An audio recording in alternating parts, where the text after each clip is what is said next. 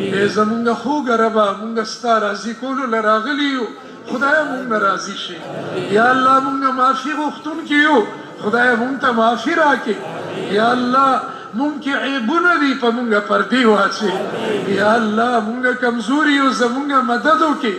یا الله نفس و شیطان نه مغلوبه شوي یو خدایه مونږ په دې غالب کړي یا الله شیطاني لښکرونو باندې مونږ غالب کړي الٰه العالمین د ګناهونو د اسبابو نه مو ساتي خدایه د خپل رضا عمل توفیق راکړي د جنت د عملونو توفیق راکړي یا الله په دې مجمع کې بیماران بوډاګان هر قسمه مسلمانان رونه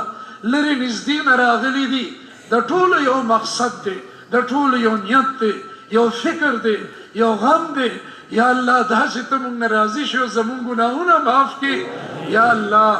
یا الله زمونږ چولی د رحمتونو نه ډکې کړي یا الله مونږ روحاني جسماني بیماران یو مونږ ته شفا راکړي زمونږ کورونو کې هسپتالونو کې چې څومره بیماران دي ټولو ته شفا ورکړي یا الله چې څوک غمګین دي هغه ته خوشحالي نصیب کړي د دنیا او آخرت خوشحالی زمونږ نصیبې کړي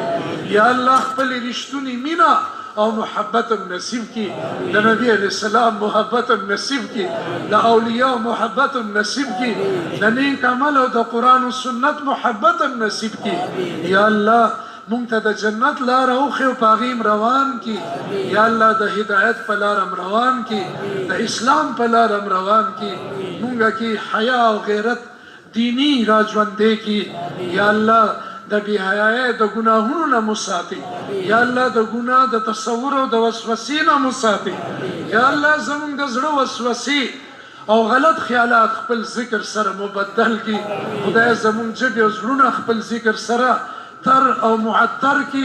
یا الله زمونږ د زړونو سختی په نرمۍ سره بدله کړي سیاهي په نور سره بدله کړي یا الله غفلت په بیدارۍ سره بدل کړي یا الله زمونږ زړونه د نفاق نه پاک کړي زمونږ عملونه د ریا نه پاک کړي یا الله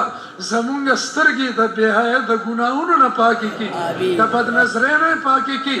زمونږ ژبې د فضولیاتو او د خدای د غیبت او د دروغو نه پاکې کړي خدای زمونږ معاشره د بد اخلاقۍ نه پاکې کړي زمونږ د ملک ټول نظام الٰه العالمین د هر قسمه خیانت نه پاک کړي یا الله هرې طبقې ته صداقت او امانت نصیب کړي یا الله کومو صفاتو سره چې صحابه کرام مزین او متصف او هغې نه ته راضي شوي هغه صفات مونږ را ژوندي کړي کومو صفاتو اخلاقو دپاره چې دا تزکیه دا تصوف دی او دا محنت جاری دی د تحریک الٰه العالمین په ټول امت کې مونږ ټولو کې دا صفات را ژوندي کړي په ټول اسلام مونږ روان کړي مونږ کې محبت او قوت اسلامي بیدار کړي زمونږ تزکیه وکړي یا الله مردگان د اهل اسلام وبخي خصوصا زمونږ عزیزان مشران او زمونږ څومره چې استادان دي یا الله د ټولو قبرونه د نور نه ډک کړي نن د حضرت خواجه خان محمد صاحب رحمت الله علیه زوی مولانا رشید صاحب انتقال شو هغې ته هم دعا کوي الله پاک دې درجات عالیه نصیب کړي یا الله مونږ ته خاتمه کامل ایمان سره را نصیب کړي د زنګدن د سختو نه مو ساتي یا الله د قبر د تیارو نه مو ساتي د محشر د رسوایۍ او د سختۍ نه مو ساتي د حضور علیه السلام دست مبارک سره خدای مونږ ته د حوض کوثر جام نصیب کړي یا الله د نبی علیه السلام شفاعت هم نصیب کړي د هغوی قرب او زیارت هم نصیب کړي یا الله خپل دیدار نه محرومه مه کړي یا الله خپل دیدار نه محرومه مه کړي ستا د دیدار ځای جنت ته نه غواړو یا الله د جنت الفردوس نه اوچت مقام ستا دیدار دی او بهترین د لذت او د خوند نه ډکه موقع ستا د دیدار ده خدای مونږ ته خپل دیدار له نصیب کړي اگر چې ډېر کمزوري او ګناهګار یو خو ته کریم یې خدای ته څوک محرومه کړې نه څوک چې تا ته لاسونه اوچت کړي ته وایې ما ته د هغه نه حیا راځي چې خپل بنده لاسونه خالي واپس کړم الٰه العالمین ستا د رحمت دریاب یا الله روان دی بهیږي یا الله که په مونږ دې رحمت را نازل کو متوجه کو مغفرت هغې کې کمې نه راځي زمونږ د فقیرانو د مسکینانو د عاجزانو د ګناهګارو یا الله اے کریم ربا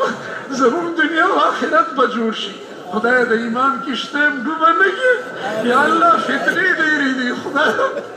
یا الله چاته وجاړو او چاته ووایو زمونږ ستا نه بغیر نور څوک دی کوم رب دی چې د هغه په در مونږ حاضر شو خدای هم ته اے غفور ربه که نن بخي هم بخه یا الله یا الله هم بخه یا الله نن زمونږ د مغفرت فیصلې وکړه یا الله مونږ خپل اولیا جوړ کړه محبین جوړ کړه محسنین جوړ کړه مخلصین جوړ کړه رفقا مصاحبین جوړ کړه یا الله مونږ نه د دین کاروالي یا الله مونږ نه د خپلې رضا عملونه سرزد کړي یا الله زمونږ دعاګانې په خپل دربار عالي کې انتهایی قبول کې یا الله دا بهترینه مجمع او دا مهنت او دا ښکلی باغ چې مونږ ته دلته ښکاري